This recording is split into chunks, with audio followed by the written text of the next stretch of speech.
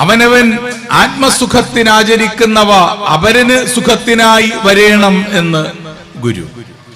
ഈ അവനവനും അപരനും എന്ന വാക്കുകൾ വളരെ സൂക്ഷ്മമായി വളരെ കൃത്യമായി രേഖപ്പെടുത്തിയ ഗുരു ഒരു ആധ്യാത്മിക ചിന്താധാരയുടെ ഉടമയെന്നോ നവോത്ഥാന നായകനെന്നോ ഒക്കെയുള്ള നിർവചനങ്ങൾക്കപ്പുറത്ത് കേരളത്തിന്റെ ചരിത്രം ഇഴകീറി പരിശോധിച്ചാൽ കണ്ടെടുക്കാൻ കഴിയുന്ന ഹൈപ്പർ ഇന്റലിജൻസിന്റെ അത്യുജ്വലമായ ബുദ്ധിശക്തിയുടെ ഏറ്റവും മഹാനായ നക്ഷത്രം കൂടിയായിരുന്നു ഗുരുദേവൻ. അതിന് അദ്ദേഹത്തിന്റെ ജീവിതത്തിന്റെ വഴിത്താരകളിലുടനീളമുള്ള ഈ സംഗ്രഹിക്കപ്പെട്ട സമാഹാരങ്ങളിലുടനീളം ഗുരുവിന്റെ സംഭാഷണങ്ങൾ എടുത്തു നോക്കിയാൽ മതി. നിങ്ങൾക്കൊക്കെ അറിയാവുന്ന, അല്ലെങ്കിൽ ഇവിടെ പല പ്രഭാഷണങ്ങളിലും പലരും പരാമർശിച്ചിട്ട് പോയിട്ടുള്ളതാകാം. വർഷമൊന്നു കഴിയട്ടെ എന്ന പ്രയോഗം മതി ഗുരുവിന്റെ ധിഷണ എന്ന് തിരിച്ചറിയുക. ഈ അപരൻ എന്ന വാക്കിൽ കുരുങ്ങിപ്പോകുന്ന ഒരു ലോകത്തിലാണ് 2023 നമ്മൾ ഗുരുവിനെ കുറിച്ച് സംസാരിക്കുന്നത്. അപരൻ എന്ന വാക്കിൽ കുരുങ്ങിപ്പോകുന്ന ഒരു ലോകത്തിൽ അപരൻ എന്ന വാക്ക് മാത്രം കേന്ദ്രീകരിച്ച് മുന്നോട്ട് പോകുന്ന ഒരു അവസ്ഥയിൽ രാജ്യം എത്തി നിൽക്കുന്നിടത്താണ്. അവിടെ ഗുരുദേവനെ കുറിച്ച് വൈജ്ഞാനികതയുടെ അർത്ഥതലങ്ങളിൽ ചിന്തിക്കുമ്പോ പഠനം എന്നത്, വിദ്യ നേടുക എന്നത് പ്രബുദ്ധരാകാനാണ്, മിടുക്കരാകാനല്ല. ഈ പ്രബുദ്ധരാവുക, പ്രബുദ്ധത കൈവരിക്കുന്നത് എപ്പോഴാണ് എന്നതിനാണ് മറ്റൊരു സന്ദർഭത്തിൽ കൊടുത്തിരിക്കുന്ന ഏറ്റവും ഗംഭീരമായ, ഏറ്റവും ശ്രദ്ധേയമായ ഒരു നിർവചനമുള്ളത്. അറിയുന്നിടത്ത് മാത്രമല്ല, അറിയപ്പെടുന്നതിലുമല്ല, അറിയാത്തതിലും അറിവുണ്ട് എന്നുള്ളതാണ്. ദൗർഭാഗ്യകരം എന്ന് പറയട്ടെ, ഈ പ്രകടിപ്പിക്കുന്ന അറിവുകളിലും വീണ്ടെടുക്കുന്ന അറിവുകളിലുമുള്ള വ്യത്യാസം തിരിച്ചറിയാതെ പോകുന്നതാണ് വർത്തമാനകാലത്തിലെ ഏറ്റവും ഭീകരമായ ഗുരുനിന്ദ.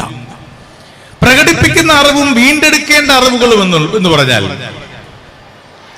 വർണ്ണാഭമായ ആഘോഷങ്ങളിൽ നിറയുന്ന ഒരു രാജ്യത്തിന്റെ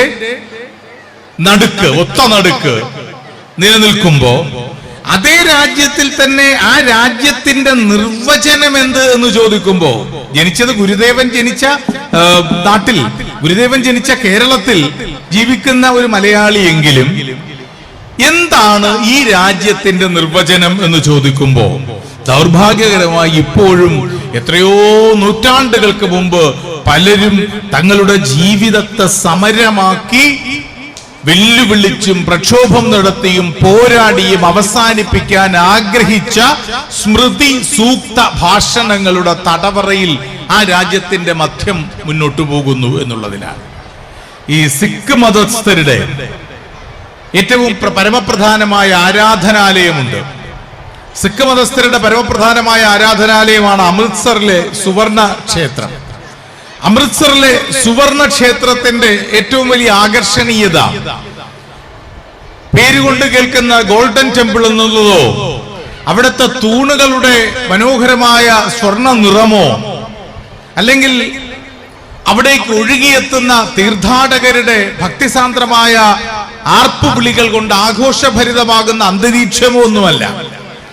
സുവർണ ക്ഷേത്രത്തിന്റെ ഏറ്റവും വലിയ പ്രത്യേകത, കടുത്ത മതവിശ്വാസമുള്ള ഇന്ത്യയിലെ സിഖ് മതസ്ഥരുടെ ഏറ്റവും പരമോന്നതമായ ആരാധനാലയമായ സുവർണ ക്ഷേത്രത്തിന്റെ ശിലാസ്ഥാപനം നടത്തിയത് ഒരു സിഖുകാരനായിരുന്നില്ല, മറിച്ച് ബാബ മീർ മുഹമ്മദ് സാഹിബ് എന്ന ഇസ്ലാം സൂഫി സന്യാസിയായിരുന്നു. ഇന്ത്യ എന്ന വാക്കിന്റെ നിർവചനം അതാണ്. ഇന്ത്യ എന്ന വാക്കിന്റെ നിർവചനം സിഖുകാരുടെ ആരാധനാലയത്തിന് ശിലാസ്ഥാപനം നടത്തിയത് ഇസ്ലാം സൂഫി സന്യാസിയായ മീർ മുഹമ്മദ് സാഹിബായിരുന്നു എന്ന ചരിത്ര സത്യത്തിന്റെ നേരടയാളമാണ് സർവമതസാരവും ഏകമാം എന്ന്.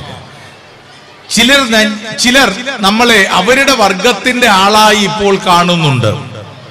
ഞാൻ ജാതി മത വർഗ കൂട്ടങ്ങൾക്കകത്തുള്ള ആളല്ല എന്ന് പറഞ്ഞത് ഗുരുവാണ്. എന്നാൽ ഗുരു ജാതി ഇല്ല എന്ന് പറഞ്ഞില്ല.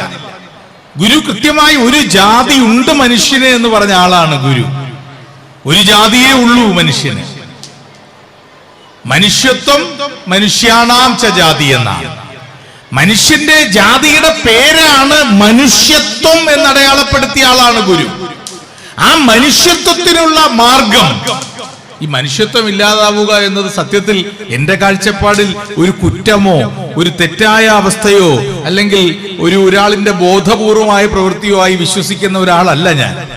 മനുഷ്യത്വം ഇല്ലാതാവുക എന്നത് മദ്യപാനം പോലെ തന്നെ ഒരു രോഗമാണ് എന്ന് കരുതുന്ന അവസ്ഥയാണ് എന്ന് കരുതുന്ന ആളാണ് ഞാൻ. മനുഷ്യത്വം ഇല്ലാതാവുക എന്ന രോഗത്തിൽ നിന്നും സമൂഹത്തിനെ ശുശ്രൂഷിച്ച് ചികിത്സിച്ച് ഭേദമാക്കാൻ ശ്രമിച്ച വൈദ്യന്റെയും പേരാണ് ശ്രീനാരായണ ഗുരു. ആ വൈദ്യൻ മനുഷ്യത്വം ഇല്ലാതാവുന്ന രോഗത്തിനുള്ള പ്രതിവിധിയായി കണ്ടെത്തിയ മരുന്നിന്റെ പേരാണ് വിദ്യ.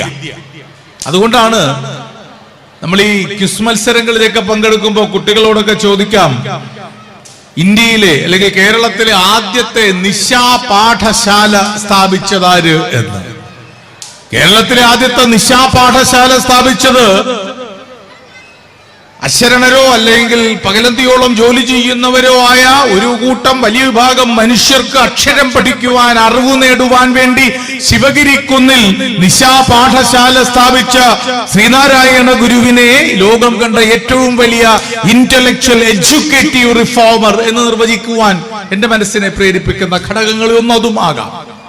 അപ്പം ആ രോഗത്തിനെതിരെ അറിവ് പഠിക്കുക എന്ന മന്ത്രമാണ് ഗുരുദേവൻ കൊടുത്തത്. പക്ഷെ ദൗർഭാഗ്യകരം എന്ന് പറയട്ടെ, നമ്മൾ ഈ ആദ്യം പറഞ്ഞ അച്ഛനമ്മമാർ മക്കളോട് പഠിക്കുക എന്ന് പറയുന്ന ആ പാഠമല്ല, വിട്ടുകൊടുക്കലിന്റെ പാഠമാണ്.